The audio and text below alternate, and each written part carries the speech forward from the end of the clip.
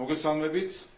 დღეს მინდა წარმოგიდგინოთ შეჯამება იმ დეზინფორმაციული თავდასხმების საქართველოს არჩევნებზე, რომელსაც ჩვენ ბოლო პერიოდში ვაკვირდებოდით. ფაქტობრივად შეგვიძლია ვთქვათ, რომ ეს ჰიბრიდული ომის ერთ-ერთი საშუალება არის ის საინფორმაციო თავდასხმა, რომელიც ქართულ არჩევნებზე ხდებოდა. ამ დღეების განმავლობაში გაცნობდით სხვადასხვა მაგალითებს ამ დეზინფორმაციისა და მინდა დღეს შეჯამებით სახით წარმოვიდგინოთ ეს. ამავე დროს მაშინ, როდესაც მე გუშინ ბრიფინგს ვატარებდი დეზინფორმაციასთან დაკავშირებით, თურმე სათხარ რა დეზინფორმაციის ახსნაზეა საუბარი, ნახეთ პირდაპირ ღია ეთერში როგორ დაიწყო ყალბი ამბის გავრცელება, მიუხედავად იმისა, რომ მედიის წარმომადგენლები ყველა აქ იყავით, ყველა ხედავდით სინამდვილეში სლაიდში რა იყო, სლაიდზე რა იყო ასახული. მედიამ ყალბ ამბად გავრცელა ისაც სინამდვილეში არ იყო და აღმოჩნდა საბოლოო ჯამში, რომ რა დეზინფორმაციაზეა საუბარი, როდესაც ადამიანები ფერებზე ჰქონიათ თურმე სადაო. და ვნახეთ, რომ აქაც მცდელობა შემდეგ ოპოზიციის, რომ საკუთარი მხარდამჭერები ამით გაეღიზიანებინა რაიმენაირად და გუშინ აქციაზეც კი ჰქონდათ ამ თემაზე საუბარი.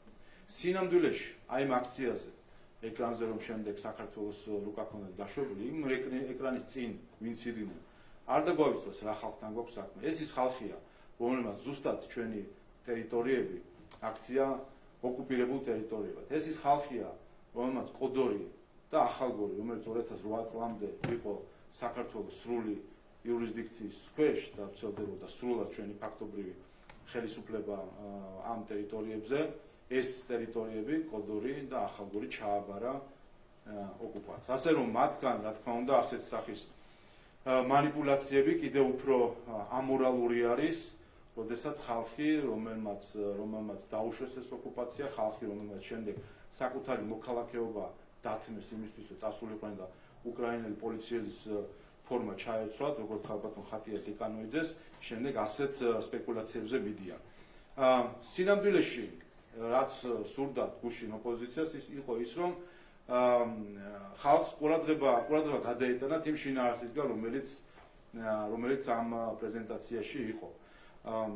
კერძოდ შინაარსი ეხებოდა შემდეგ რამეს. როდესაც საუბრობენ იმაზე, თუ რატომ წააგეს არჩევნები. ამ რუკაზე, სადაც გამოსახული არის საარჩევნო ოლქები და გასაგებია, რომ აფხაზეთში და ცხინვალის რეგიონში არჩევნები არ ტარდება და შესაბამისად იქ ოლქების შექმნები არ არის. ჩანდა ერთი მთავარი რამ. ქართულმა ოცნებამ ამ არჩევნებში ყველა ოლქში, 30-ვე ოლქში წამოაყენა დელეგატი, რომელიც იყო გათვალისწინებული ჩვენ სიაში, რომლებიც იყვნენ ადგილობრივები, რომლებიც წარმოადგენდნენ რეგიონს, რომელთანაც იდენტიფიცირებას ახდენდა იმ რეგიონის მოსახლეობა. ეს შეეხება მათ შორის თბილისსაც, როგორც იცით, თბილისის დაყოფილი არის ოლქებად და აქაც ჩვენ ყველა ოლქში ყავდა წარმოდგენილი კანდიდატი და ოპოზიციას არ ყავდა არც ერთი კანდიდატი წარმოდგენილი არც თბილისში. თქვენ თუ გაიხსენებთ თუნდაც თქვენ მედია გაშუქებას წინასაარჩევნო კამპანიისა, აიქაც კი ნახავთ, რომ ოპოზიცია ფაქტობრივად არ ატარებდა საარჩევნო კამპანიას რეგიონებში და მათ შორის კიდევ ერთხელ აქ გულისხმობ თბილისსაც, არც თბილისში ატარებდნენ ისინი კამპანიას და გაიხსენეთ ერთი რამდენი შეხვედრა ჰქონდათ მათ ისანში, სამგორში, საბურთალოზე თუ სხვაგან. დადიოდნენ და ხვდებოდნენ თუ არა მოქალაქეებს ამ პარტიის წარმომადგენლები და რა სიხშირე. ჩვენი მხრივ ჰქონდა ერთი რომ ყველა რეგიონში და ოლქში ყავდა დელეგატი, მეორე 30-ვე დელეგატი ყავდა რამდენიმე კარდაკარი, რომელიც ჩავატარეთ, 5000-ზე მეტი შეხვედრა ჩაატარეთ ჩვენმა დელეგატებმა, საშუალოდ ერთ დელეგატზე 170 შეხვედრა მიდიოდა. და ხედავთ თქვენ, რომ სრულად იყო დაფარული საარჩევნო ოლქები ჩვენი დელეგატების სახით. მეორე მხრივ ოპოზიციას, რომელიც ამ შემთხვევაში სრულად რუხად არის გამოსახული და გუშინდელ სლაიდზე, როგორც აღმოჩნდა, იქ საერთოდ თეთრი იყო და ეხლა არ ვიცი ამის რა ინტერპრეტაცია უნდა მისცემოდა.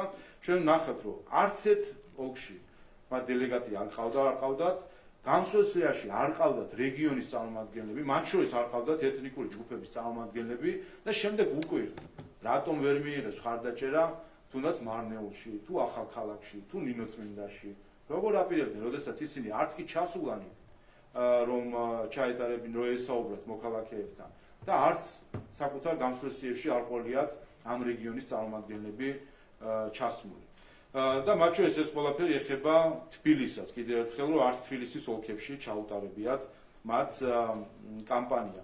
ამიტომ ეს არის სიმართლე, რომლისგანაც უნდათ გუშინ თვალი აერიდებიათ, მაგრამ ასე უნდა უყურონ ყოველ დღე. ერთი უყურონ ამ რუკას, სადაც დიახაც აფხაზეთი და ცხინვალი არის გამოსახული როგორც ფაქტობრივი იურისდიქციის განხორციელების ქვეშ ამყოფი ტერიტორიები და ზუსტად იმ ხალხის წყალობით, ვინც გუშინ შემდეგ ასე პათეტიკურად დროშას უშვებდა ეკრანზე და დროშის წინ იდგა. აი იმ ხალხის ნაციონალური მოძრაობის დამსახურება არის, რომ ეს ორი ტერიტორია დღეს ოკუპირებული არის და მათ შორის კოდორი და ახალგორი, რომელიც 2008 წლამდე რომელზეც 2008 წლამდე სრულად ხორციელდებოდა საქართველოს იურისდიქცია. აი ამაზე გაგვცემ პასუხი და აგონ პასუხი და შემდეგ ისაუბრონ რუკის ფერებზე, რომლითაც ცდილობენ რომ გააღიზიანონ საკუთარი მხარდამჭერები, თუმცა ნახეთ, რომ ესეც არ გამოვიდათ და გუშინ მიიღეს საკადრისი პასუხი საკუთარი მხარდამჭერებისგან იმ რიცხოვნობით, რომელიც დაინახეს ბოლოს აქციაზე და ნახეთ ბოლოს რომ დაიშალნენ და გადავიდნენ ასე ვთქვათ ქუჩებში სეირნობაზე.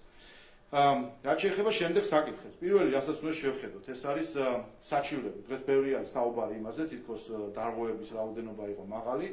სინამდვილეში თუ ჩავხედავთ, რამდენი საჩივარი დაიწერა ამ არჩევნებზე კომისიებში, საარჩევნო კომისიებში სხვადასხვა დონეზე, ვნახავთ, რომ მაგალითად 2020 წელს თუ იყო ეს 2054 საჩივარი, წელს აი ეს ტოტალური ასე ვთქვათ, ის რომ იყო უწესრიგობა თუ გაყალბება, 1170 საჩივარი დაიწერა ჯამში. ესეც შეგახსენებთ, რომ ბოლოს უკვე დასრულების შემდეგ დაიწერა დიდი რაოდენობა ამ საჩივრებისა. მათ შორის საინტერესო არის, რომ 3111 უბანზე, სადაც ოპოზიციას ჯამში 25000 კომისიის წევრი ყავდა ყველა ამ კომისიაში, შემაჯამებულ ოლქზე სულ 9 შემთხვევაში დაიწერა განსხვავებული აზრი. ან 3111 შემაჯამებელი ოქმინა 9-ზე 25000-მა ოპოზიციონერმა წერა სულ დაწერა 9 განსხვავებული აზრი შემაჯამებელ ოლქთან დაკავშირებით.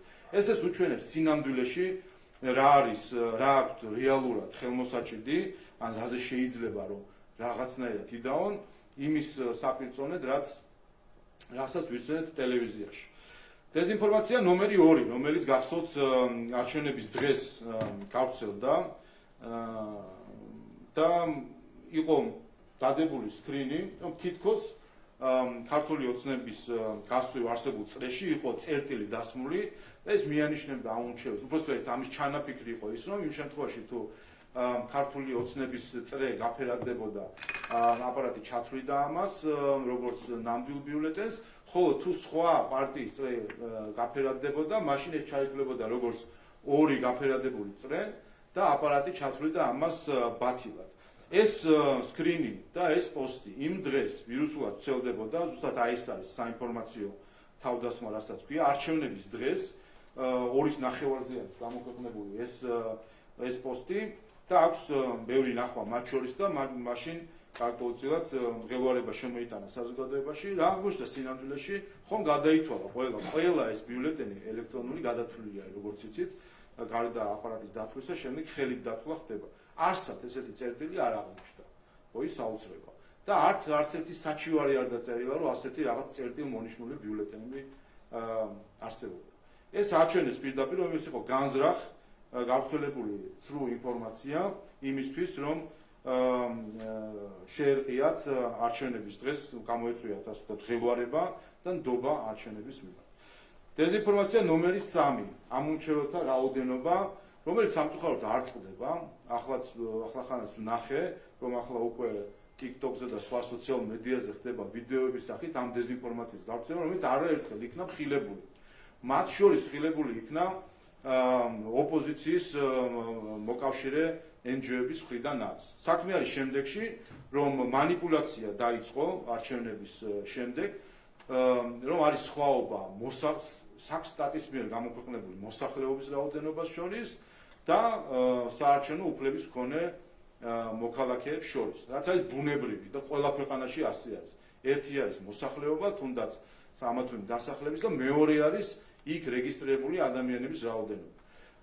ამის მარტივი დასტური არის ის ეგრეთ წოდებული ევროპული საცობები, რომელიც ასე უხაროდა ოპოზიციას საბოლოო ჯამში, რომ ეხლა ვეღარ ხედავენ იმ ხალხს, რომ ეს ხალხი სად მიდიოდა? მიდიოდა ზუსტად თავის რეგისტრაციის ადგილას, რომ მიეცა ხმა და ზუსტად ეს არის იმის ვიზუალური დასტური, თუ რატომ არის სხვაობა საქსტატის მიერ აღრიცხულ მოსახლეობას შორის, ამა თუ იმ მაგალითად დასახლების და იმ დასახლებაში რეგისტრირებულ მოქალაქეებს შორის. სხვათა შორის ამ მხრივ სხვანაირი ბალანსი არის თბილისში უფრო მეტი არის მოსახლეობა, ვიდრე მოქალაქეები, რეგისტრირებული ამომრჩევლები უბრალოდ, ვინაიდან თბილისში მყოფი ამომრჩევლები რეგისტრირებული არიან რეგიონში და შემდეგ რეგიონში მიდიან ხოლმე ხმის მისაცემად. ასე რომ ესეც დეზინფორმაცია, რომელიც იყო საინფორმაციო თავდასხმის ერთ-ერთი ინსტრუმენტი. შემდეგი რეგისტრატორთან დაკავშირებული სიხალბეები, რომელიც დღემდე ვრცელდება, თითქოს სიების დუბლირება იყო შესაძლებელი, იყო დუბლირებული სიები, თითქოს აპარატი ერთი პარტიისთვის მიცემულ ხმას აკუთვნებდა მეორე პარტიას, თითქოს ორმაგად ხდებოდა ხმის მიცემა და ასე შემდეგ.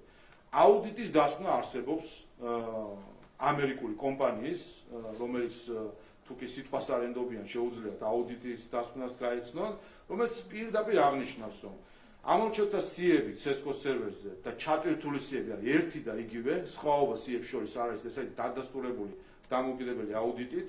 მეორე, რომ დუბლირება არის ტექნიკურად შეუძლებელი და ეს დადასტურებულია დამოუკიდებელი აუდიტის მიერ, რომ ამომრჩევლთა სია არის ზუსტად ის სია, რომელიც არის ჩაწერილი ვერიფიკაციის აპარატში, რომ თითქოს სხვადასხვა სხვიები ამბობენ, ესეც დადასტურებული არის აუდიტის მიერ, რომ და ასევე რომ ტექნოლოგიურად შეუძლებელია არჩევანის მოდიფიცირება, ანუ ერთი არჩევანის მიკუთვნება, თქვათ მეორე პარტიისთვის, ესეც დადასტურებულია დამოუკიდებელი ამერიკული აუდიტის მიერ და ესეც კიდევ ერთი დეზინფორმაცია.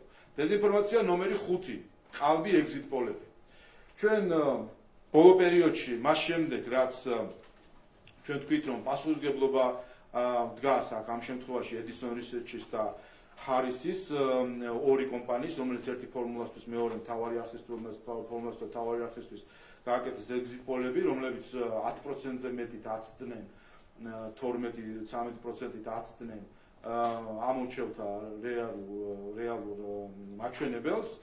ამის საპასუხოდ ნახეთ ცდელობა, რომ ერთმაც და მეორე კომპანიამაც დაიწყო იმის მტკიცება, რომ ეს პირიქით არის, რომ თითქოს CESCO-ს მონაცემები არის აცდენილი და სტატისტიკურად შეუძლებელია, რომ ასეთ შედეგები ყოფილიყო. დიახ, სტატისტიკურად შეუძლებელი არის ის, რაც დაწერა Edison Research-მა და Harris-მა. ეს არის სტატისტიკურად შეუძლებელი, იმიტომ რომ ზუსტად ეს სხვაობა აჩვენებს, რომ მათ გააყალბეს ეგზიტ პოლები.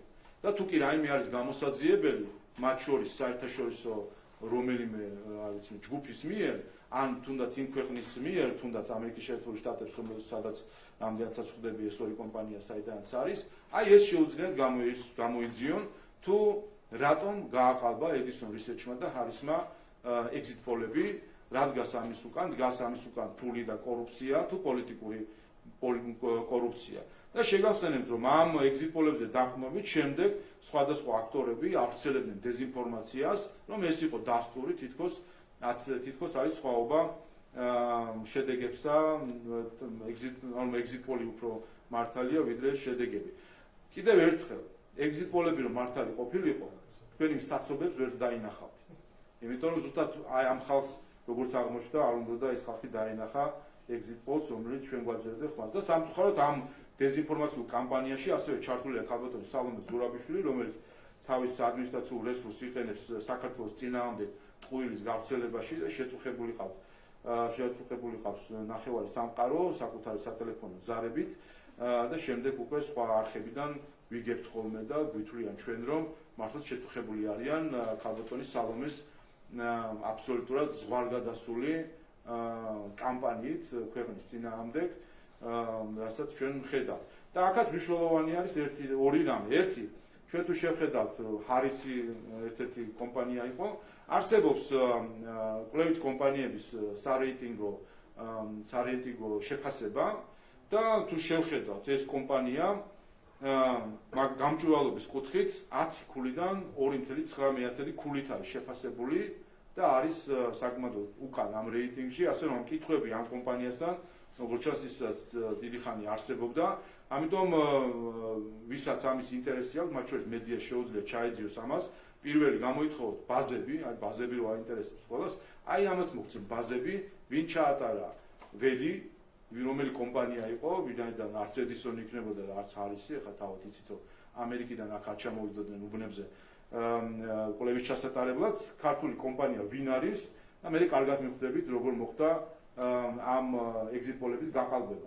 საბოლოო ჯამში Edison Research-ი უკვე რამდენიმე ხანია ჩვენთან არის, ეს თაღლითობა საბოლოოდ მათ რეპუტაციას შესაბამისად დარჩება ქართული არჩევნების ისტორიაში. და ამის ერთ-ერთი წამახალისებელი საკითხი იყო, მათ შორის ის, რომ ჩვენ ვერ ვხედავთ პარალელურ დათვლის შედეგებს, რაც ასევე ამ კონსპირაციებს აძლევს საკვებს. შემდეგ დეზინფორმაცია ნომერი 6. გადასატან ყუთებთან დაკავშირებით ჩვენ ნახეთ ბატონი ნიკამელიას განცხადება, რომელიც ამტკიცებდა, რომ თითქოს უფრო მეტი ადამიანი იყო მიწერილი ამ ყუთებზე და მოხდა ამითი манипуляცია. მარტივი სტატისტიკა არის, რომელიც ადრე წარმოგიდგინეთ, რომელიც არჩევნებზე ამ არჩევნებზე უფრო ნაკლები მოქალაქე იყო გადასატან ყუთებზე რეგისტრირებული ვიდრე ადრე და მათ შორის ის წალენჯიხას ასახელებდა კონკრეტულად და წალენჯიხაშიც უფრო ნაკლები მოქალაქე იყო გადასატან ყუთებზე რეგისტრირებული ვიდრე ადრე. ესეც მე-6 დეზინფორმაცია. მე-7 დეზინფორმაცია საქართველოს წინააღმდეგ სხვისი პირადობით ხმის მიცემა, რაც ნახეთ რომ არ დასტურდება არც ერთი მტკიცებულებით და გარდა ამისა ამაზე აგებდნენ თელ კონსპირაციას თითქოს იქ რაც ბაზებით манипуляცია იყო შესაძლებელი და ასეც ასევე გაგაცანით აუდიტის დასკვნა რომ ტექნიკურად შეუძლებელი არის. შემდეგი ბიულეტენების ჩაყრა, საბოლოო ჯამში დავიდა ეს ყველაფერი იქამდე რომ სულ 2 შემთხვევა იყო, აქედან იცით რომ ერთზე არის გამოძიება და მათ შორის პირი არის დაკავებული და მიდის გამოძიება და მეორე შემთხვევა იყო 22 უბანზე, სადაც ლელოს წარმომადგენელს 20 ბიულეტენი ეჭირა, მან როგორც ვიცი ვერ შეძლო ჩაყრა, თუმცა ესეც აღრიცხული იყო ლელოს მხრიდან ეს ქმედება. სულ 2 შემთხვევა იყო, სადაც დაფიქსირდა ამგვარი საკითხი. შემდეგი დეზინფორმაცია ნომერი 9 ოქმებს შორის თითქოს განსხვავება, ამასაც ინტენსიურად ავრცელებდნენ სხვადასხვა აქტიური ჯგუფები, პარტიები, არასამთავრობო ორგანიზაციები და აქაც ნათელი იყო, რომ საქმე შეეხებოდა, როგორც ახსენეთ კიდევ ერთხელ, ყველა მიწის იყო რამდენიმე თვლელი უბანზე და როდესაც ბოლოს ხდება უბანი როცა იხურება, ჯერ პირველი ეტაპი არის ის, რომ ამ სამ თვლელს შორის უნდა მოხდეს სინქრონიზება მონაცემების და ამოიბეჭოს შემდეგ ერთიანი ოქმი, ვინაიდან ჩვენ გვაინტერესებს უბნის ერთიანი ოქმი და არა უბანში ცალ-ცალკე დგომი აპარატების ოქმი და აქ манипуляცია იყო იმაში, რომ ცალ-ცალკე დგომი აპარატის ერთი ამოტანილი ოქმი და გვერდზე დადებული ქონდა უკვე სინქრონიზირებული ოქმი, სადაც სამივე აპარატის თუ რამდენიც იყო 3 იქნებოდა თუ 4 შედეგები დაჯამებული იყო და ამით манипуляცია, რაც ასევე ძალიან სწრაფად ვამხილებ. შემდეგი ფარულობის დარღვევა, ეს აქტუალური საკითხი არის და ამაზე გუშინაც ვისაუბრეთ და კიდევ ერთხელ უნდა გავიმეორო მათ შორის იმ გადაწყვეტილების ფონზე, რომელსაც გუშინ იყო საუბარი.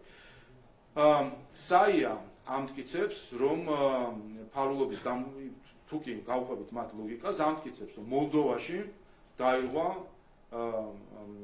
ფარულობა ხმის მიცემის. ერთ გეტყვით, რომ ყველა ქვეყნის კონსტიტუციაში ხმის მიცემის ფარულობის პრინციპი არის გაწერილი, მათ შორის მოლდოვის და შევხედოთ მაშინ.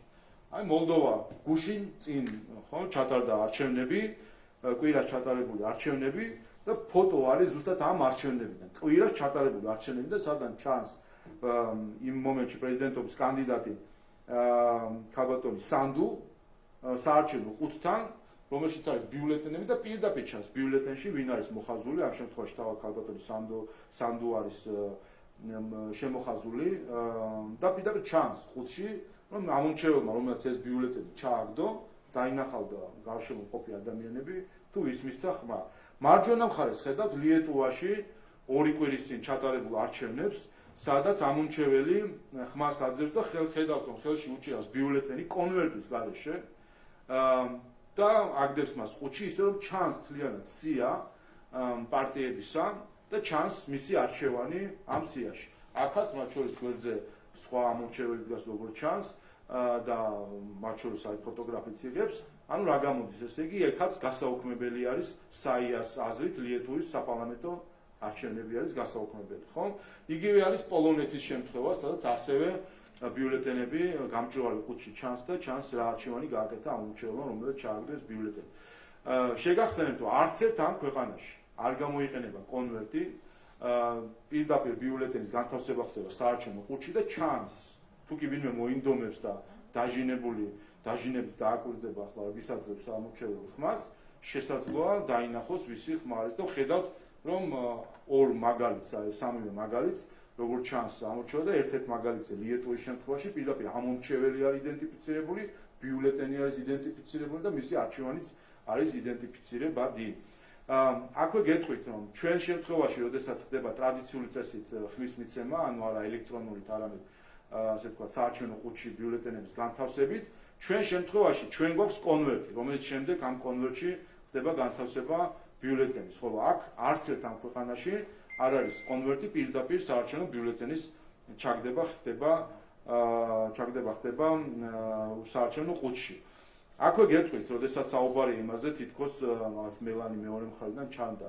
ამ ტრადიციულ ფორმაშიც მელანი მეორე მხარეს ადანდა ხოლმე და მაგიტომაც არის კონვერტი საბოლოო ჯამში, იდება კონვერტში და კონვერტით არის განთავსებული, რომ ასე ვთქვათ, დამატებითი დაცვის მექანიზმები არის ჩვენთან, ისევე როგორც ახლა მათ შორის ელექტრონულ არჩევნების დროს იყო კონვერტი, ასე ვთქვათ, საქაღალდის სახით გაკეთებული კონვერტი, რომელიც ფარავდა ორივე მხარეს ბიულეტენის.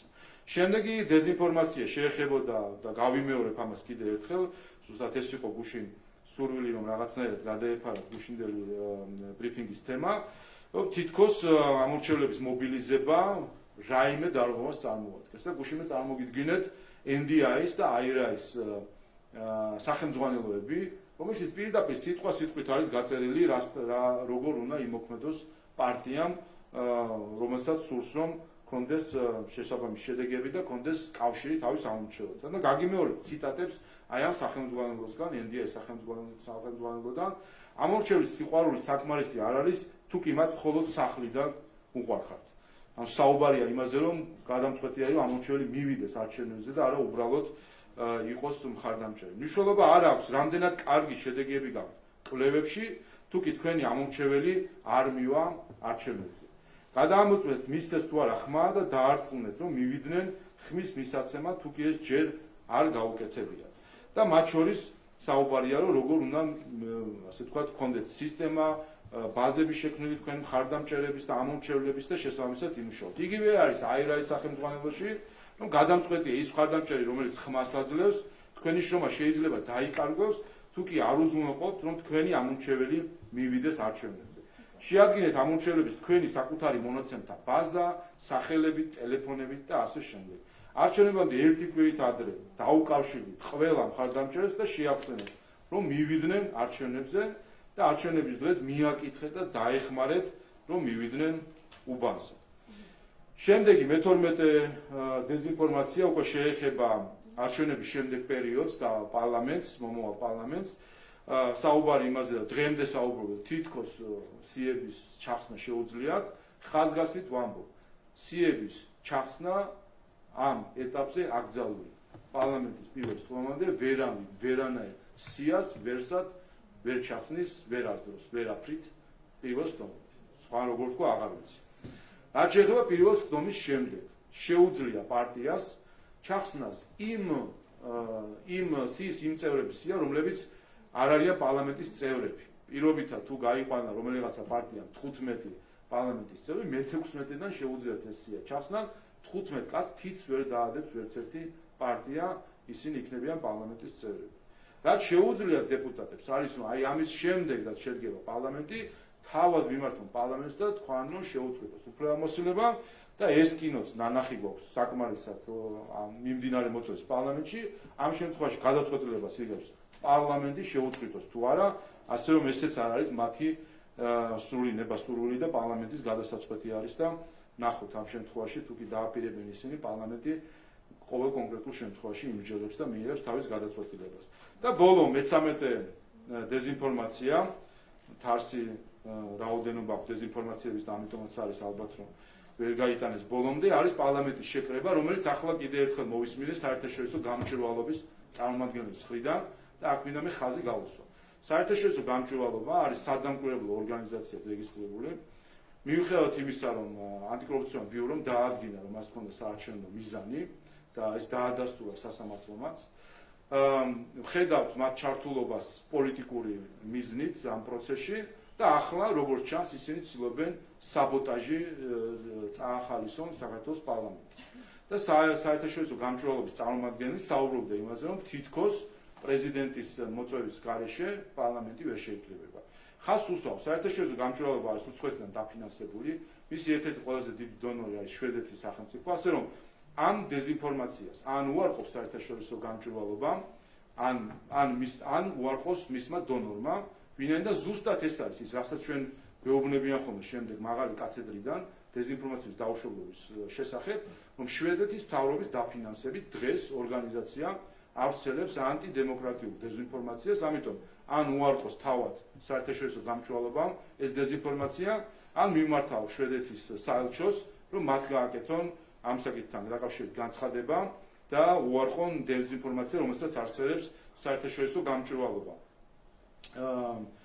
კერძოდ საქმე ეხება შემდეგ საკითხს იცით რომ შემაჯამებელ ოქს ველოდებით მას შემდეგ რაც იქნება შემაჯამებელი ოქმი უკიდურესი ვადა არის 21 ნოემბერი თუმცა დამოკიდებულია პროცესებზე რომელიც მიდის გასაჩივრების და ასე შემდეგ ამის შემდეგ საქართველოს კონსტიტუციის მე-10 დღეს არაუგვიანეს მე-10 დღისა პარლამენტი უნდა შეიკრიბოს ერთი მეორე პარლამენტის შესაკრებას ხდომას იწვევს პრეზიდენტი და ეს ორი პუნქტი არის აქ მნიშვნელოვანი კერძოდ ის რომ კონსტიტუციის ჩანაწერი არის რომ ყველა შემთხვევაში პარლამენტი არაუგვიანეს მე-10 დღისა უნდა შეიკრიბოს პრეზიდენტის მიერ მოწვევა ამ შემთხვევაში არის ფორმალური ხასიათის მას შეუძლია ამ 10 დღის ფარგლებში განსაზღვროს მეორე დღე იყოს მე-3 მე-4 მე-7 მე-8 დღე იყოს თუ რომელი დღე იყოს შეკრებისა თუმცა იმ შემთხვევაში თუ პრეზიდენტი წავა საბოტაჟზე და არ მოიწვევს პარლამენტს თავად პარლამენტი არის ვალდებული რომ შეიკრიბოს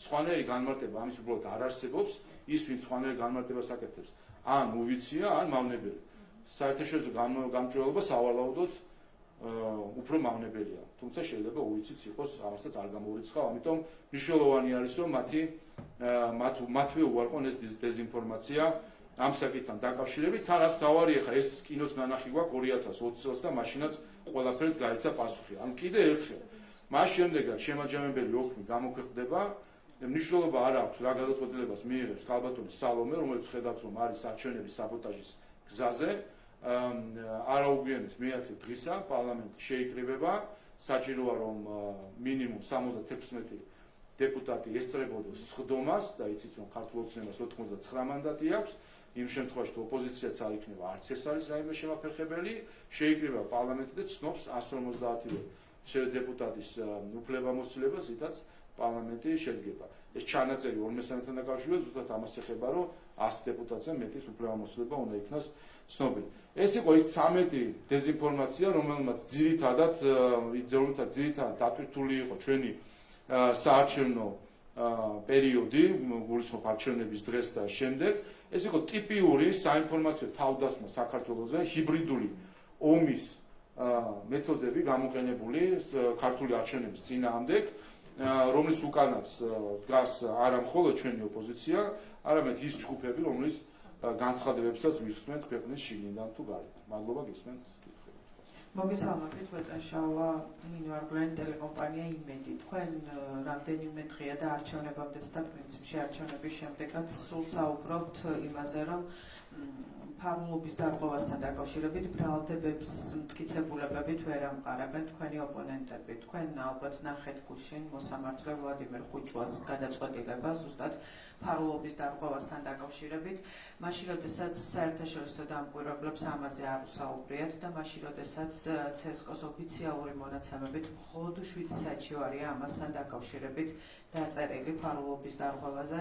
როგორ შეაფასებთ მოსამართლის გადაწყვეტილებას და რასთან გვაქვს საქმე?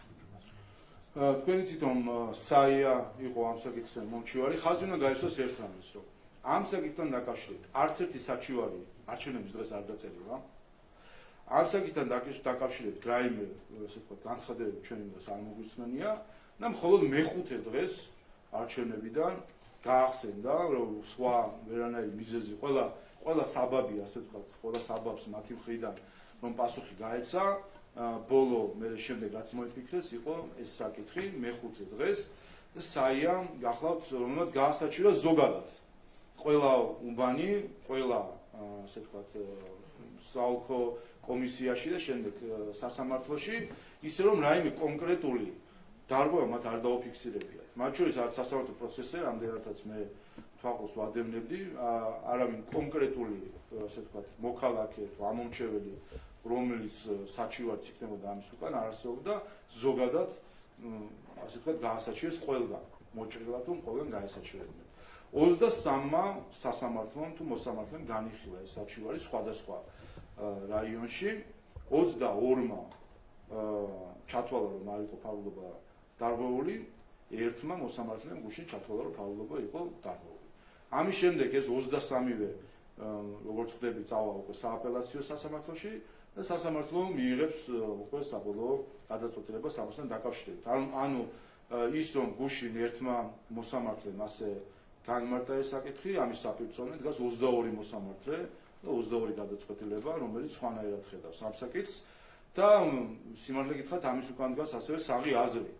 ამ სლაიდს კიდევ ერთხელ გაჩვენებ, თუ კი მივყვებით ჩვენ ამ ლოგიკას, რომ ესეთი რამე ითვლება ფარულობის დარღვევად, მაშინ გასაუქმებელი არის მოლდოვის პრეზიდენტის არჩევნები, გასაუქმებელია ლიეტუვის პარლამენტის არჩევნები, გასაუქმებელია პოლონეთის და ბევრი სხვა ქვეყნის არჩევნები. სადაც პირდაპირ ხედავთ, რომ თუ ასეთი ლოგიკას განვავითარებთ, რომ არც კონვერტია გამოყენებული, ბიულეტენიც ჩვეულებრივად გამოაქვთ, ასე ვთქვათ, შემოხაზული და აგდებენ გამჭვირვალე თუ ნახევარგამჭვირვალე ყუთში, რომელშიც ასევე ჩანს თუ რა არჩევანი გააკეთა ამ არჩევნებთან. ისევ არჩევნებთან დაკავშირებით გითხავთ, 10 დღე გავიდა არჩევნებიდან, თქვენი ოპონენტები ხშირად კვდებენ ბრალს თითქმის ყოველდღიურ რეჟიმში, რომ არჩევნები გაყავდა, თუმცა თქვენც და პროკურატურაც ელოდება მტკიცებულებებს, ოპოზიცია ისევ ამბობს, რომ მათ შორის სალომე ზურაბიშვილი, რომ პროკურატურასთან არ ითანამშრომლებს. აი ამ შემთხვევაში რასთან გვაქვს საქმე? ყველა აი ესეც ამ დეზინფორმაციების ნაწილია, რაც არის ჰიბრიდული ომის მეთოდები და თავდასხმა ქართულ არჩევნებზე და დემოკრატიაზე, იმისთვის, რომ დემოკრატიის გვერდის ავლით მოხდეს ხელისუფლების შეცვლა, ძალით და არა დემოკრატიით და ხალხის ნებით. ყოველი ეს ამ დეზინფორმაციის უკან ხედავთ, რომ საბოლოო ჯამში არ დგას არც ერთი ფაქტი, არც ერთი მტკიცებულება. თავად ითხოვენ, რაც თავარია ხომ, თავადვე ითხოვენ ხოლმე, რომ დაიცვას გამოძიება იწყება და შემდეგ ნაცვლად იმისა, რომ მივიდნენ, ითანამშრომლონ, მიიტანონ თუ კი რაიმე მტკიცებულებები აქვს, გვესმის კვლავ პოლიტიკური განცხადებები, ქალბატონი სალომე გამორჩევა ამ მხრივ, რომელმაც ვერ გაერკვია, როგორ ხდება სისხლის სამართლის პროცესი, ის როდესაც დანაშაულში ბრალსდებს ვინმეს და შემდეგ ამაზე მიდის გამოძიება, რომ ეს არის პასუხისმგებლობა ზუსტად მისი, ვინც ბრალსდებს, რომ მივიდეს და თუ მტკიცებულებები აქვს წარადგინოს. ასე რომ ეს ადასტურებს კიდევ ერთხელ სინამდვილეში არანაირი მტკიცებულებები არ აქვს. სინამდვილეში ეს მთლიანი ბლეფი, რაც მათ ჩაატარეს არჩევნთან დაკავშირებით, გაერთიანებულმა ოპოზიციამ და რამდენიმე მილიონერმა NGO-მ, რომელიც ამ პროცესში იყო როგორც საარჩევნო მიზნის მქონე სუბიექტები ჩართული, აი ეს ბლეფი დაასრულა ქართულმა ხალხმა მაღალი აქტივობით და 1,120,000-იანი მხარდაჭერით ქართული ოცნების მიერ, რომელსაც აჩვენა, რომ მათ ეს ტყუილი დეზინფორმაცია, ზიზღი არ გაუგებთ. ბატონ შალვა, ისევ არჩევნებს ეხება ჩემი შემდეგი კითხვა, თქვენც ისაუბრეთ ახმეტიდან ისანში ჩამოყვანილ ადამიანებზე, ისნის ინციდენტს გულისხმობ. დღემდე მათ შორის თქვენი ბრალდებების საპასუხოდ ოპოზიციისგან არ მოგვისმენია, რატომ იყვნენ ეს ხალხი მობილიზებული კახეთიდან ისანში და როგორ ფიქრობთ, როდესაც თქვენ გდებენ ბრალს ოპოზიციის წარმომადგენლები, რომ კონკრეტული ადამიანები უბნებთან იყვნენ მობილიზებული, საკუთარის გადაფარვას ცდილობენ? რა უნდა გქონდეთ საქმე საერთო ჯამში, როდესაც ჩვენ რა თქმა უნდა ვცდილობთ რომ როგორც ხელისუფლება უფრო კონცენტრირებული ვიყოთ ხოლმე რომ საარჩევნების შესაბამისად ჩატარდეს, როდესაც ჩვენს მიმართ მიდის დარღვევები, ამას თითქოს თვალს უხუჭავენ ხოლმე სხვები, მაგრამ როდესაც ჩავიხედებთ სინამდვილეში აღმოაჩენს ზუსტად ასეთ ფაქტებს, როდესაც მოძრაობადი ჯგუფები ყავდა ნაციონალურ მოძრაობას მიმაგრებული სხვადასხვა უბანზე და თბილისში ამას ძალიან კარგად ხედავდით, როდესაც უბნიდან უბანზე დადიოდნენ იმისთვის რომ მოეწყოთ პროვოკაციები და განცხადებები დაჭირდა შემდეგ ჩვენი მხრიდან რომ ვიცოდით ზუსტად რა ჯგუფები იყვნენ და როგორ გადაადგილდებოდნენ და იმ წუთშივე შეწყდა პროვოკაციები სხვადასხვა უბანზე, რომლის მიზანიც იყო რომ დაედგათ ვიზუალურად ძალადობის სცენები ამა თუ იმ უბანთან საკუთარი პროვოკაციებით. და მეორე, ჩვენ ამავე დროს ნახეთ ასე ვთქვათ, კვლევის შედეგად, რომ იყვნენ ჩვენი მხარდამჭერები და ამაზე იცი თქვენ 91 შემთხვევა შემთხვევასთან დაკავშირებით უკვე მივმართეთ პროკურატურას, სადაც ჩვენი მხარდამჭერები მათი ნების გარეშე კომისიის წევრებად იყვნენ მიწერილი, ასე ვთქვათ, სხვადასხვა ოლქებში, მათი საცხოვრებელი ადგილის გარეთ და ვერ შეძლეს გაუჭირდათ მათ ხმის მიცემა, როდესაც მივიდნენ უბანზე, აღმოჩნდა რომ აღმოაჩინეს რომ თურმე ნაციონალურ მოძრაობის ლელოს თუ სხვა პარტიის კომისიის წევრები არიან სხვა უბანზე. მეცად გვეტყვით ამ 91 შემთხვევის მიღმა კიდე რამდენიმე ათეული შემთხვევა აღმოვაჩინეთ, რომელზეც ასევე მიმართათ პროკურატურას და ნახავს საზოგადოება, რომ თუ რა მეთოდებით მუშაობდა ამ შემთხვევაში ოპოზიცია იმისთვის, რომ ხელი შეეშალა ქართული ოცნების მხარდაჭერებისთვის, რომ ხმა მიეცა არჩევნებს. და ერთი კითხვაც ოპოზიციის აქციებთან დაკავშირებით, გუშინდელ აქციასთან დაკავშირებით ვიცოდით, რომ ორშაბათს უნდა ყოფილიყო გეგმა, თუმცა როგორც ხაზარაძემ თქვა, გეგმა თავად ხაზარაძე აღმოჩნდა. თქვენ რა გაიგეთ გუშინდელი აქციიდან და დღეს ვიცოდით, რომ 2 საათზე უნდა შეკრებილიყვნენ სპორტის სასახლესთან, ახლა გავიგეთ, რომ ესაც შეიცვალა. მოკლედ, რა გეგმით მოძრაობს თქვენ გადმოსახედიდან ოპოზიცია თბილისის ქუჩებში? მადლობა. სინამდვილეში მათ ვერანაირი გეგმა ვერ ექნება, ვინაიდან მათი ღირებულებები არ არის ქართული ერის შესაბამისი ღირებულებები და მასი განზრახვები არ არის ქართული ერის ნების შესაბამისი განზრახვები. გეგმა ვერ ექნება იმ ხალხს, რომლებიც იმართებიან სხვებისგან. გეგმა სხვებს აქვს. აი სხვების გეგმა რაც იქნება და რასაც ეტყვიან, ზუსტად ისე მოიქცევიან. დააკვირდით, ხო ამბობენ ახლა გადაჭრით არ შევალთ და ასე შემდეგ. გაიხსენეთ მე 2020 როგორ გადაჭრით საუბრობდნენ, მე ნახეთ როგორ მოიქცნენ და რატომ მოიქცნენ მაშინ და ახლა ზუსტად იგივე მოხდება. როგორც მათი პატრონები დაავალებენ, ზუსტად ისე მოიქცევიან. არც თავმოყარეობას გაუფრთხილდებიან, როგორც მაშინ პუფებივით შემოვიდნენ, ხო, სადაც თავმოყარე ადამიანი ასე მოიქცეოდა, არა.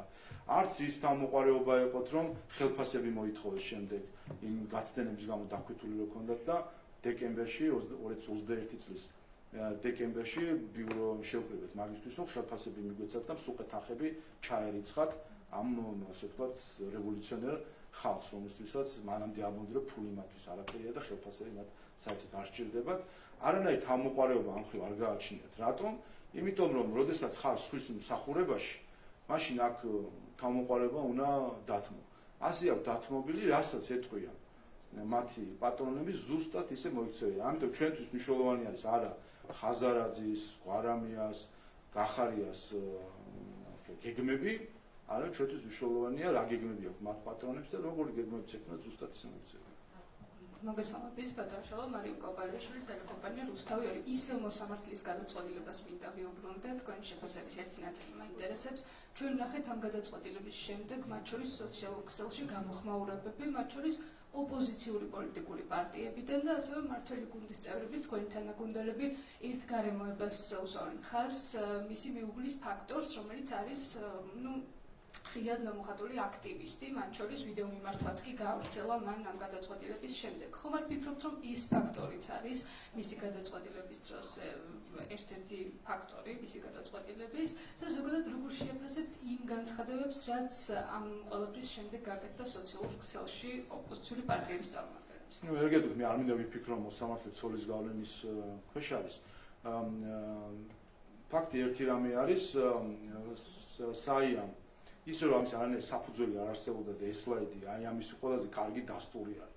გუშინ წინ ჩატარებული, თუ ამ დღეებში ჩატარებული არჩევნები, სადაც მაგ ლოგიკით მაშინ მოლდოვის არჩევნების გასაუქმებელია და ამის საფირწონედ დგას 22 გადაწყვეტილება, 22 მოსამართლის, რომელმაც ზუსტად დაინახა, რომ საფუძველი არ იყო ამ საჩვერის დასაკმაყოფილების.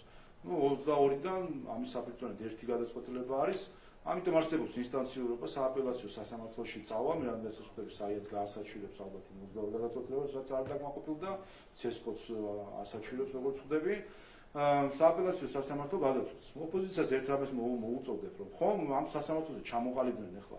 ან მოსწონთ ეს სასამართლო, ან არ მოსწონთ ეს სასამართლო, ან სამართლიანია, ან უსამართლო არის. რაღაცა ჩამოყალიბდნენ. როდესაც მათთვის სასარგებლო გადაწყვეტილებაა, მაშინ პირდაპირ ასე ვთქვათ, გმირად გამოყავთ ადამიანები, როდესაც არ მოსწონთ გადაწყვეტილება, ისინი გამოყავთ რაღაც ასე ვთქვათ პოლიტიკური გადაწყვეტილების მიმღებებად. ინსტანციურობასაც პატივისცემ, რახან პირველ ინსტანციის პატივისცემს, წავა სააპელაციო სასამართლოში, როგორც ვიცი, დღეს და ხვალ არის უკვე სააპელაციო სასამართლოში განხილვები სხვადასხვა უბნების. ნახოთ სააპელაციო სასამართლო რა პრაქტიკას დაადგენს. კიდევ ერთხელ ჩემი შეფასებით და ამაზე გუშინაც ჰქონდა საუბარი, ამ ლოგიკას თუ გავყვებით, საიას თუ დაუჯერებს სამყარო, მაშინ უნდა გავაუქმოთ მოლდოვის, ლიეტოვის, პოლონეთის, ბულგარეთის და ბევრი სხვა არჩევნები შეიძლება ამერიკის არჩევნებსაც კი მიადგეს საია ამ თავისი ლოგიკით.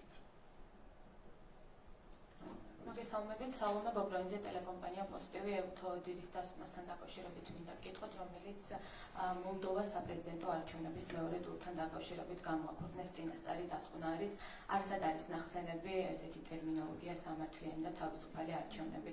ჩვენ გვახსოვს თქვენი ოპონენტების მხრიდან, NGO-ების მხრიდან ამ საკითხით სპეკულირება, როდესაც ევთოოდირმა წინასწარი დასკვნა წარადგინა საქართველოში ჩატარებულ არჩევნებთან დაკავშირებით, რომ არ იყო ნახსენები თავისუფალი და სამართლიანი არჩევნები. ამას როგორ შეაფასებთ ამ ფაქტს? ესეც მოკლევადიანი ტყუილი არის, რომელიც სამწუხაროდ არ მხოლოდ NGO-ების გამოიცვეთ, ამის ზოგიერთი უცხოელი აქტორის მხრიდან ეს ასე ვთქვათ ტერმინები თავისუფალი და სამართლიანი იყო თუ არა გამოყენებული ევთოოდირში. და მე ამაზე ვთქვი, რომ მე ამაზე ევთოოდირთან მქონდა კიდევ საუბარი წინასწარ, რომელიც დეზინფორმაცია წამოვიდოდა და ისინიც მზად ყოფილიყვნენ ამისთვის, რომ შეიძლება ამ საკითხზე საპასუხო ჰქონოდათ. თუმცა ეს ტყუილიც ქართველების და უცხოელების სხვადასხვა დონის, მათ შორის ევროპელი ჩინოსნებისა, ეს ტყუილი ამ ტყუილმა კიდევ ერთხელ გაჟონა, მაგრამ მე მგონი რაც ყველა დარწმუნა საბოლოო ჯამში ამ კიდევ ერთხელ ამ ლოგიკას თუ მივუყვებით ჩვენი NGO-ების თუ ზოგიერთი უცხოელის, მაშინ მოლდოვის არჩევნების არ იყო თავისუფალი და სამართლიანი და თქვენ წარმოიდგინეთ, აი 2 დღეში დაიდება ამერიკის შეერთებული შტატების საპრეზიდენტო არჩევნების შეფასება და იქაც ევთოოდირი არ შეაფასებს ამერიკის შეერთებული შტატების არჩევნებს როგორც თავისუფალს და სამართლიანს.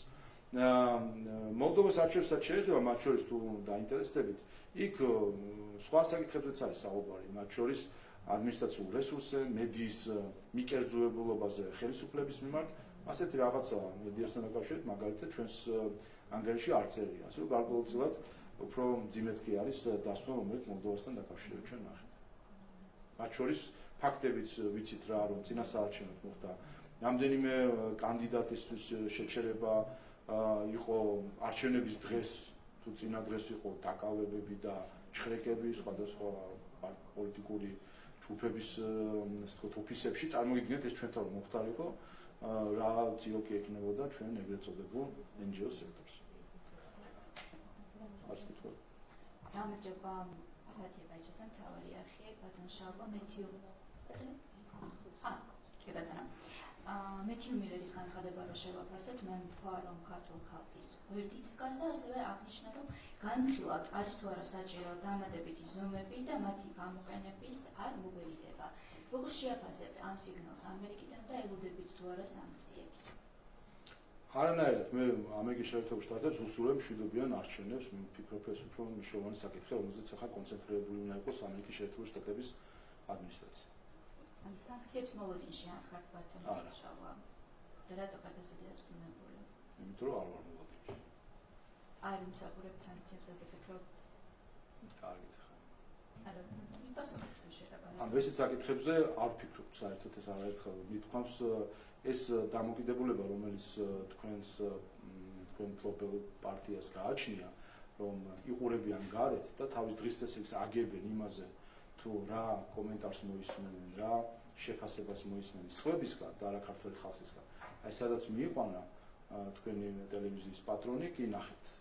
გუშინ აქციაზეც კი არ გამოჩენილა, იმდენად მიხვდა, რომ ქართულმა ხალხმა განაჩენი გამოუტანა მთლიანად ოპოზიციას, სწორედ იმისთვის, რომ მათ უნდათ არა დამოუკიდებელი სახელმწიფო, არამედ უნდა დაქვემდებარებული სახელმწიფო და ქართულმა ხალხმა მისვა ეს ოპოზიციური პარტიები იმ კუთხეში, რომელიც ეკუთვნის მათ, ვინც არა თავისუფლებისთვის და დამოუკიდებლობისთვის იბრძვის, არამედ უნდა რომ ჩვენი ქვეყანა შეიყვანოს სხვების მორჩილებაში. ხო, მაგრამ ამერიკის პრესპიკერი რაც ასეთი ტიპის განცხადებას აკეთებს, დამატებით ზომებში რა შეიძლება იყოს განხილული? ამერიკის პრესპიკერია მე საქართველოს პარლამენტის სპიკერი. დამატებით ზომებში რა შეიძლება იგულისხმდეს? მე ვაკითხოთ, მათი ქვეყანაა და მათი ზომებია, მე როგორ შევაფასო ეს ყველაფერი. კიდევ ერთხელ მე ვუსურვებ მშვიდობიან არჩევნებს და ეს არის მნიშვნელოვანი, მათ შორის ჩვენს და მთელი სამყარო აკვირდება ამ არჩევნებს, იმედა რა თქმა უნდა მნიშვნელოვანი არის რომ ერთი რომ მშვიდობიანად ჩატარდეს ეს არჩევნები და მეორე რომ არჩევნების შედეგების მიმართ არ ქონდეს ეჭვი არც ერთ მხარეს, რომელიც მონაწილეობს არჩევნებში.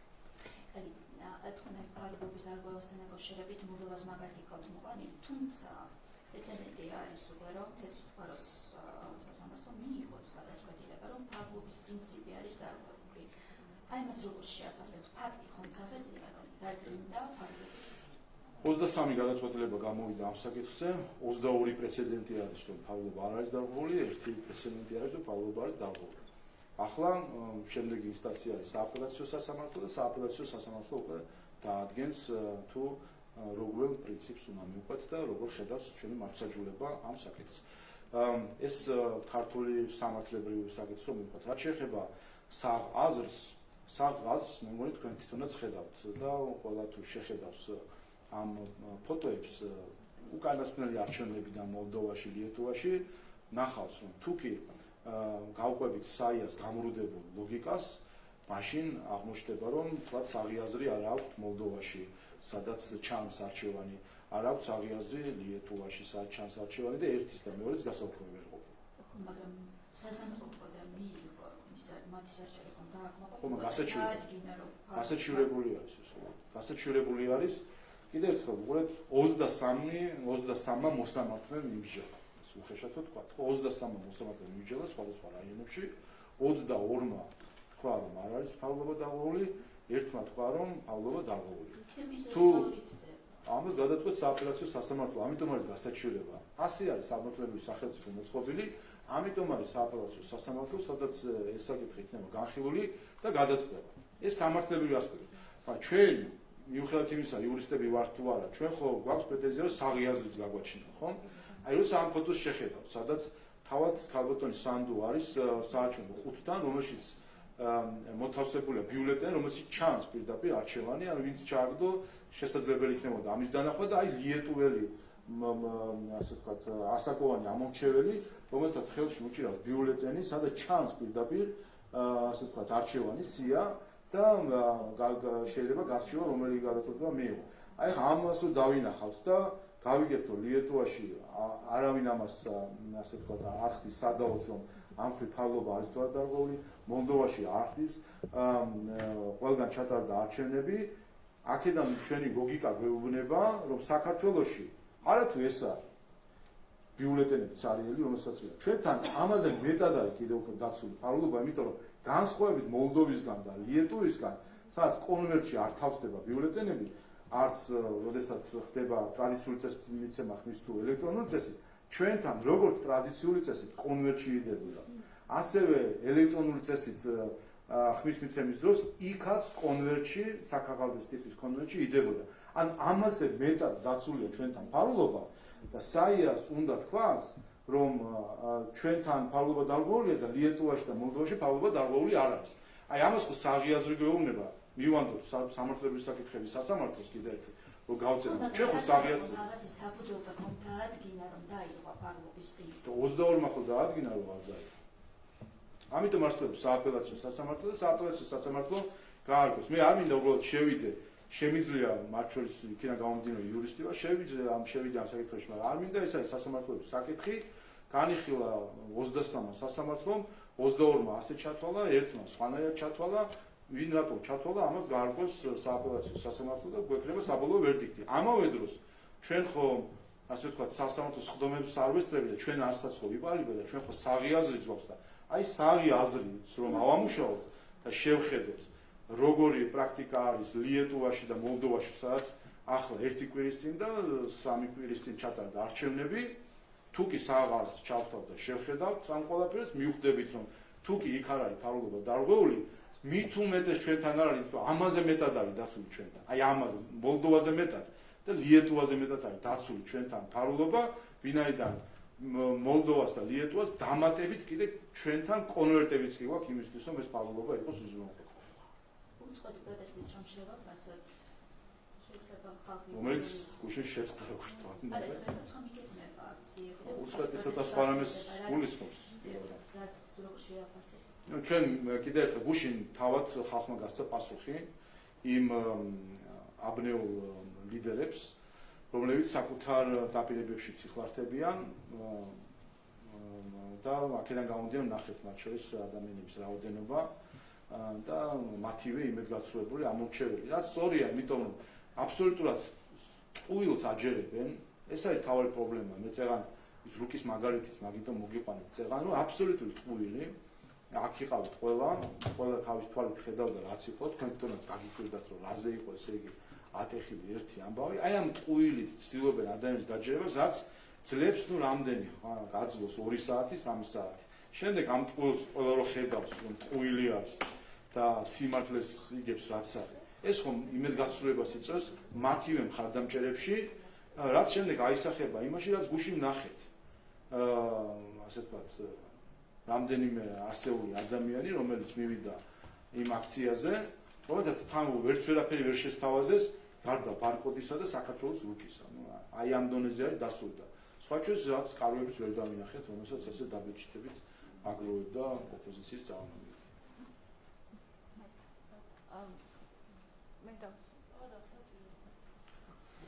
ბატონ შალვა, მოსამართლე ქუჩუაც გადაწყვეტილებასთან დაკავშირებით გავაგრძელებ საუბარს. თქვენ ბრძანეთ, რომ 22-მა მოსამართლემ მიიღო გადაწყვეტილება იმასთან დაკავშირებით, რომ ფარულობა არ დარღვეულა და მხოლოდ ერთმა მოსამართლემ მიიღო გადაწყვეტილება, რომ ფარულობის პრინციპი დაირღვა. უნდა აღინიშნოს, რომ ეს მოსამართლე ერთადერთი იყო, რომელმაც ექსპერიმენტი ჩაატარა. შემოატანინა, ესე რომ ვთქვათ, ბიულეტენები, ეს არჩევნო ყუთი და საკუთარი თვალით ნახა და ასევე საზოგადოებასაც აჩვენა, როგორ ხდებოდა ხმის მიცემა. და სწორედ ამ არჩევნებზე არ იყო ეს მოსამართლე თავად? დიახ, თუმცა სასამართლო დარბაზში ეს ექსპერიმენტი ჩატარდა. თავად იყო არჩევნებზე სავარაუდოდ, ხო? რა ექსპერიმენტი იყო საჭირო თავადაც არჩევნებზე, თავის თვალით აქვს ნახი, ფარული იყო თუ არ იყო. კი ბატონო, თუმცა სასამართლო გადაწყვეტილების მიღებისთვის მან საჭირო ჩათვალა, რომ ჩაეტარებინა ექსპერიმენტი მეტი თვალსაჩინოებისთვის, მტკიცებულებებისთვის და ამ ექსპერიმენტზე დაყრდნობით მიიღო ეს გადაწყვეტილება. ერთადერთი მოსამართლე იყო 22 მოსამართლიდან, ვინც ამ ექსპერიმენტის საფუძველზე მიიღო გადაწყვეტილება. სწორედ ამიტომ მინდა გკითხოთ, რომ თქვენ ამბობთ, რომ აქეთ მხარეს დგას 22, აქეთ მხარეს დგას 1, მაგრამ სწორედ ეს 1 იყო ისეთი, რომელმაც მიმართა ამ ექსპერიმენტს და თვალსაჩინოებიდან გამომდინარე და რეალობიდან გამომდინარე მიიღო ეს გადაწყვეტილება. აქედან გამომდინარე მინდა გკითხოთ, რატომ არ წმუნებთ საზოგადოებას, რომ ეს 1 მოსამართლე არ არის მართალი და 22 მოსამართლე არის მოსამართლის გადაწყვეტილება არის უფრო სამართლებრივად სწორი. ჩვენ მთელი საზოგადოება ბოლო 1 წელი ამ ექსპერიმენტის მოწმე ვართ. თქვენს ალბათ მიიღებთ მონაწილეობას ასე ვთქვათ, სატესტო არჩევნებში, რომელსაც ცესკო ატარებდა ხოლმე სხვადასხვა დაწესებულებაში, მათ შორის პარლამენტში ჩატარებულიობდა ოპოზიციაც მონაწილეობდა ამ ასე ვთქვათ, სატესტო არჩევნებში, იგივე აპარატებით, იგივე ფურცლებით, იგივე ყველაფრით. ყველა მთელი ეს ასე ვთქვათ, რა ქვია, ტესტი თუ ექსპერიმენტი ჩატარებული აქვს CESCO-ს მრავალჯერ მთლიან საქართველოში. ერთი, მეორე, დარწმუნებული ვარ, თავად ეს მოსამართლეც იქნებოდა არჩევნებზე. საინტერესოა მას თავად თუ ფიქრობს, რომ მისი არჩევანის ფარულობა იყო დარღვეული. იმ დღეს თუ იფიქრა, როდესაც ხმა მისცა, რომ მისი არჩევანის ფარულობა იყო დარღვეული. ხომ მისცა ხმა და ის როგორც მოსამართლე დაფიქრდა იმ დღეს, რომ ჩემი არჩევანის ფარულობა არის დარღვეული თუ მას შემდეგაც საიამ თქვა, რომ არის დარღვეული, ამის შემდეგ დარწმუნდა, რომ მართლაც მისი ხმის ფარულობა იყო დარღვეული. არ ვიცი მან სად მისცა ხმა თეთრწყაროს რაიონში ცხოვრობს თუ არა, მაგრამ თუ იქ მისცა, გამოდის რომ საკუთარი ხმის გაუქმებასაც დაუჭირა მხარი. ამიტომაც არის რომ მე ამ შინაარსში შესვლა მიჭირს, მე და ქალბატონი სანდუ ვფიქრობთ, რომ არ არის დარღვეული მოლდოვაში ხმის მიცემის ფარულობა, ასევე უფრო მეტად დაცულია კიდე საქართველოში, რომ განსხვავებით მოლდოვისგან ჩვენთან კონვერტირდება ეს ბიულეტენი, რომელიც არის ჩვეულებრივად ჩანს საარჩევნო ყუთიდან თუ ვისთვის აქვს ხმა მიცემული.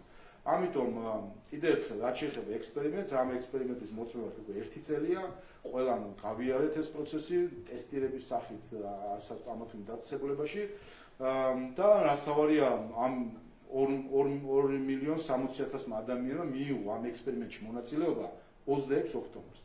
და იცით რამდენმა გაასაჩივრა რომ მისი ხმის ფარულობა იყო დარღვეული? იცით, გაქვთ ეს სტატისტიკა? არც ერთმა. 2,60,000 ადამიანმა არჩევნების დღეს, როცა მისცა ხმა, არავის არ გაუსაჩივრებია და არ უფიქრია, რომ მისი ხმა არ არის ფარული. და ეს 5 დღის თავზე გადაწყვიტა საიამ, ისე რომ კონკრეტული მომჩივანი არ წყავდა, რომ ის ფიქრობდა, რომ მისი ხმა იყო ფარული, გადაწყვიტა, რომ საიამ უნდა გვიკანახოს ჩვენ ახლა ფარული არის თუ არა. აქ კიდევ ერთხელ ხაზს გავუსვა. აქ დგება უკვე არა საიას თუ სხვა ასეთ ორგანიზაცია, მათი დონორების პასუხისმგებლობა. ვინაიდან ეს არის არჩევნებისთვის ძირის გამოთხრა და თუ ასე ფიქრობენ მათი დონორები, მათ ისინი აფინანსებენ ორგანიზაციებს მოლდოვაშიც, ლიეტუვაშიც და სხვა ქვეყნებშიც. და ერთი მოლდოვაში მოითხოვონ მაშინ თუ საქართველოში მათ ორგანიზაციებს უთხრან, რომ გაბატონდეს აბა მოლდოვის საპრეზიდენტო არჩევნებიც, იმიტომ კიდევ უფრო ნაკლებად არის ამ ლოგიკით დაცული იქ ფარულობა. ბატონ შალვა, როდესაც ფურცლის მეორე მხარეს გაფერადებული ჩანს, ეს ხო საღაზრზე საუბრობდით და მართლა საღიაზრი არის, რომ როდესაც ფურცლის მეორე მხარეს გაფერადებული ჩანს, ირღვევა ფარულობა. ხო ეს ხო ჭეშმარიტება არის ბატონ შალვა. ხედავთ, ამაშია პრობლემა. ამაშია პრობლემა. ეს ჭეშმარიტება დაგაჯერეთ, ეს ჭეშმარიტება. სიამოვნებაა ეს მანიპულაცია. მეორე მხარეს ჩანს გაფერადებული, ეს ხო ნიშნავს იმას, რომ ირღვევა ფარულობის პრინციპი. არა. ეს თქვა 22-მა სასამართლომ. მაშინ რას ნიშნავს ბატონ შალვა? მათ შორის აი ეს აღმოჩნდა ესეც არის. ხედავთ, აი უყურეთ რამ ჩვენზე გისაუბრებით. უყურეთ ჩვენ სხვა ამ პლანეტაზე ვცხოვრობთ, სადაც ლიეტუვა არის და მოლდოვა. ლიეტუვა არის მათ შორის ევროკავშირის წევრი. ჩვენ ხო რაღაც ევროპულ სტანდარტებს შესაბამისად ვფიქრობთ, ხომ? აი ლიეტუვაში მელანი და მეორე მხარეს გაჟონილი კი არა. ასაკოვანი ამომრჩეველი დგას საარჩევნო ყუთთან, აი მარჯვნივ შეხედოთ. უჭირავს ბიულეტენი, კონვერტის გარეშე, იმიტომ რომ კონვერტები საერთოდ არ არსებობს. ამ ბიულეტენს არც დაკეცილი, არც არაფერი, ათავსებს ყუთში, ისე რომ ჩანს პირდაპირ სია პარტიებისა და ჩანს მისი არჩევანი. აი ეს არ ითვლება ევროპაში ფარულობის დარღვევა და თქვენ ახლა საუბრობთ, რომ ფურცლის მეორე გვერდზე სადღაცაც შეიძლება იყოს მელანი. ჩვენთან დაცულობა არის ის, რომ ეს ფურცელი რა არის წინა გვერდზე და მეორე გვერდზე საერთოდ მნიშვნელობა არ აქვს, იმიტომ რომ დებს კონვერტში. სხვათა შორის, როდესაც ტრადიციული წესით ხდება ხმის მიცემა, ანუ ყუთში ხელით განთავსება ბიულეტენის, იქაც როცა მონიშნა მეორე მხარეს შეიძლება გამოჩნდეს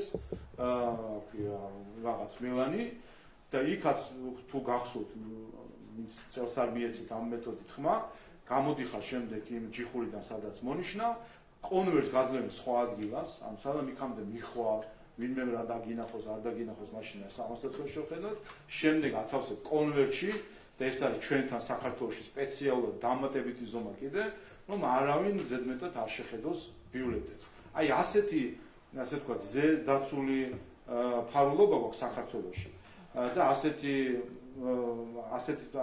ამას ასაჩვენებს საია და მეორე მხრივ ფიქრობს, რომ მოლდოვაში, ლიეტუვაში, პოლონეთში, ბულგარეთში და სხვაგან ფარულობაა დაცემული, სადაც პირდაპირ ბიულეტენი არის, ფარღალალას პირდაპირ დებენ და ჩანს საერთოდ რა არის სია და ვინ არის მონიშნული.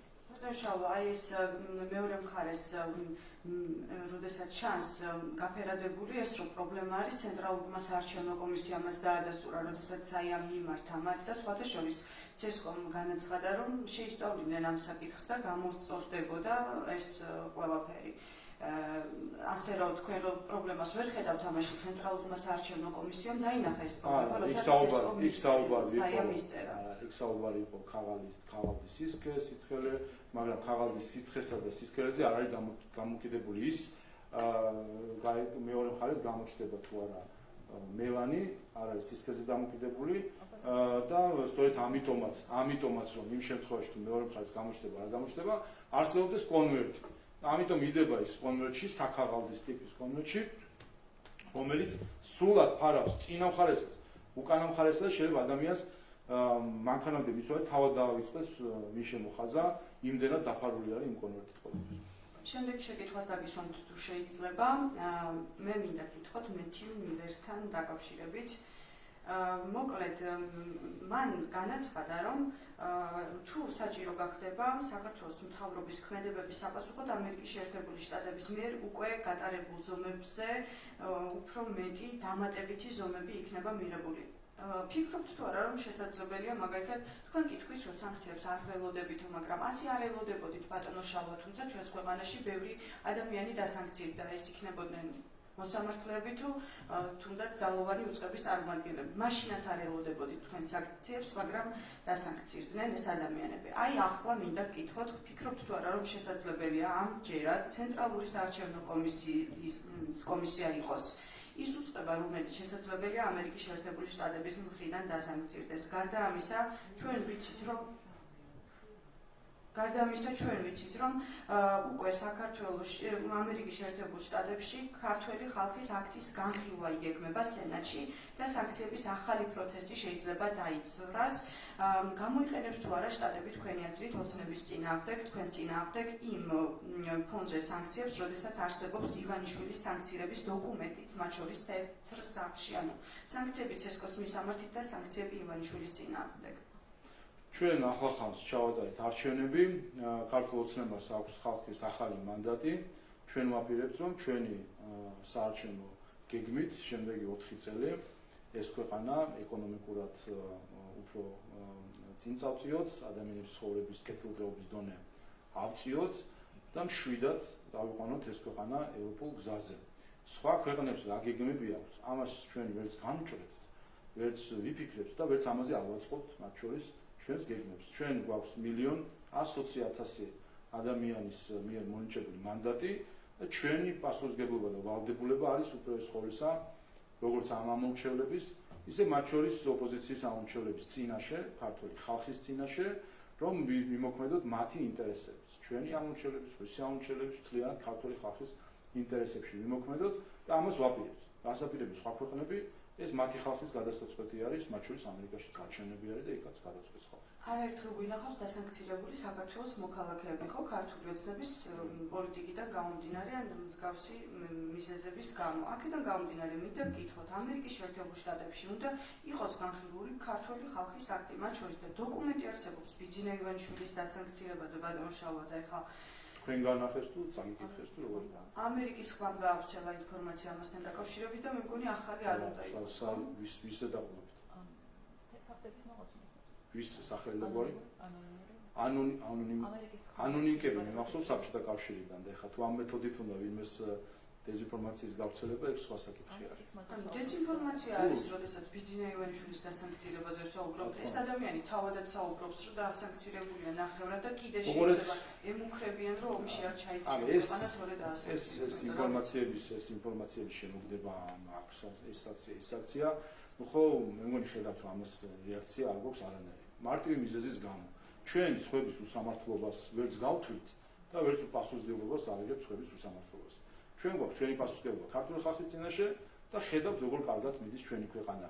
ყველა მიმართულებით, იქნება ეს ეკონომიკური, ინფრასტრუქტურული, ინსტიტუციური, დემოკრატიული თუ მშვიდობის და სტაბილურობის უზრუნველყოფის მხრივ. ამიტომ ერთი რამე ჩანს კაფიო, რომ ქართული ხალხის და მისი ხელისუფლების გზა და პოლიტიკა არის სწორი ის ვინც ცდება საქართველოსთან მიმართებით, ისტორია გვაჩვენებს, რომ საბოლოო ჯამში აღმოჩნდება ხოლმე, გამოჩნდება ხოლმე, რომ ეს იყო მცდარი მიდგომა. ტელეკომპანია ფორმულა სალომე ლაბაძე. მე მინდა გითხოთ ბრიფინგის იმ ნაწილზე. ბრიფინგის იმ ნაწილმა მიიქცია ყურადღება, სადაც ისაუბრეთ მანდატების გაუქმებაზე. ანუ იმაზე, რომ დეპუტატს, ოპოზიციონერმა დეპუტატმა შეიძლება მოინდომოს მანდატის გაუქმება, მაგრამ საბოლოო გადაწყვეტილებას მიიღებს პარლამენტი. ეს ასია, ამაში ახალი არაფერია, მაგრამ ამის აღნიშვნა თქვენგან და თქმა იმის, რომ აი ნახოთ როგორ მოგიქცევით, არის საყურადღებო. და აქედან გამომდინარე მინდა გითხოთ, თქვენ განიხილავთ, რომ არ შეუწყვიტოთ არ გაუქმოთ ოპოზიციონერ დეპუტატებს მანდატები იმ შემთხვევაშიც კი თუ მათი სურვილი ასეთი იქნება? ან კი უკვე გადაწყვეტეთ, რომ დიახაც არ გაუქმოთ? ჩვენ წინასწარ არ ვსაუბრობთ იმ გადაწყვეტილებებზე, რომელიც მომავალშია მისაღები. ნახოთ ჯერ რას გაკეთებს თავად ოპოზიცია, საერთოდ ეს ცალკე საცირკო წარმოდგენა, რომელსაც ვაკურდებით და ხედავთ სინამდვილეში ღირსება დაკარგული ოპოზიცია, რომელსაც ქართულმა ხალხმა თავისი კუთვნილი ადგილი მიუჩინა, როგორც ჯგუფს, რომელიც აპირებდა ამ ქვეყნის ჩაბარებას უცხო ჯგუფებისთვის და სხვების ნებას გატარებას ამ ქვეყანაში, ამათ მიუჩინა ზუსტად თავისი ადგილი. და ახლა ნახოთ, როგორ მოიქცევიან, საინტერესოა მათ შორის რა დავალებებს მიიღებენ და როგორ უნდა მოიქცნენ, ხო მოისმინეთ ახლა დღევანდელი მდგომარეობით, ახლა ხო წარმოუდგენელია საერთოდ, რომ ისინი შემოვიდნენ პარლამენტში, მაგრამ ნახოთ, ესეთი წარმოუდგენელი რაღაცებიც მოხდა წინაზე და ის მასასაც პუფობას ეძახდნენ საბოლოო ჯამში თავად შეასრულეს. რაზეა დამოკიდებული თქვენი გადაწყვეტილება? ანუ რაზეა დამოკიდებული მართული პარტია შეუნარჩუნებს გაუქმებს ოპოზიციონერ დეპუტატებს? თქვენი ნება რაზეა დამოკიდებული? პარლამენტის თითოეული წევრის ნებაზე, რომელმაც ღილაკი უნდა მიაჩეროს იმ თვისას, ხოლო ჩვენი ნება დამოკიდებულია ჩვენი ქვეყნის ინტერესებში. რაც იქნება ჩვენი ქვეყნის ინტერესებში, ზუსტად ისე ვიმოქმედეთ 2020 წელსაც, ზუსტად ისე ვიმოქმედეთ ახლა. რა შემთხვევაში შეიძლება მიიჩნიოთ ქვეყნის ინტერესების შესაბამისად ოპოზიციის დატოვება, თუნდაც მათი ჯერ წინააღმდეგობა პარლამენტში? მოგმართოთ მანდატების შეწყვეტა თუნდაც. იქამდე ჯერ კიდე დიდი დრო არის, იქამდე ჯერ იცით რომ ყველამ დარწმუნდა სიებს ვერ ხსნიან, ისინი გახდებიან საქართველოს პარლამენტის წევრები. მათ შორის სხვათაშორის მათ ხელფასიც გაიზრდება, თუმცა ხარი არ დაუჭირეს.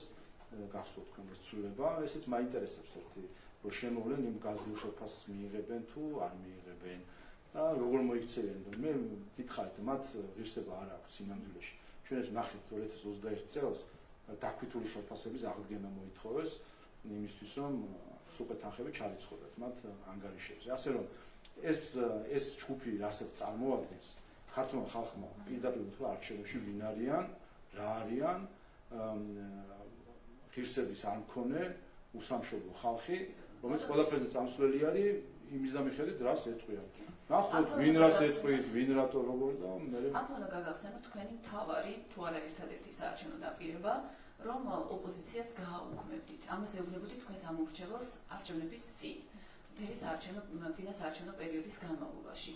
გამოდის რომ ახლა თქვენს ამორჩევლს აგდებთ, ანუ მათ ეუბნებით, რომ არ უსრულებთ იმ მთავარ დაპირებას, რასაც აძლევდით მათ არჩევნებამდე. თქვენ ეუბნებოდით, რომ გააუქმებდით ოპოზიციას, აკრძალავდით ოპოზიციას. კითხვაზე, აი იმ შემთხვევაში რა მოხდებოდა თუ მანდატებს მოიპოვებდა რომელიმე ოპოზიციური ჯგუფი, თქვენ ამბობდით, რომ ამ მანდატებსაც ჩამოართმევდით, უბრალოდ ამბობდით, რომ საკონსტიტუციო გადასაწყვეტია იქ, მაგრამ თქვენ მიემხრობოდით ასეთ გადაწყვეტილებას. და ახლა ამბობთ, რომ შეიძლება იმ შემთხვევაშიც კი შეუნარჩუნოთ მანდატები, თუ ოპოზიცია თავად მოიდომეს პარლამენტიდან. მოგმართონ და ვნახოთ რის იმედი. ეს ამორჩევლს რას ეუბნებით, ვისაც პირდებოდით ოპოზიციის აკრძალვას. ჩვენ ამორჩევლმა ძალიან კარგად იცის ვისმის სახმა და ეხლა დაინახავს ოპოზიციის ამორჩევლის სინამდვილეში ვისმის სახმა.